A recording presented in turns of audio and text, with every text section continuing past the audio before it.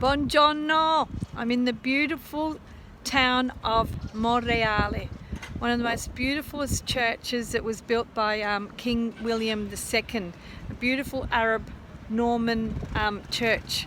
But I'm in here are the Panorama, if you can see in the background, of the beautiful Palermo. Have a look at that. It's just so beautiful. I wanted you to have a look at that in the background. Just gorgeous. Bit cloudy today in the beautiful Palermo, but still beautiful. Have a look at that.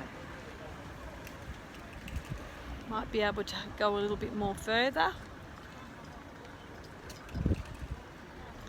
And you might have a look at, see the locks here.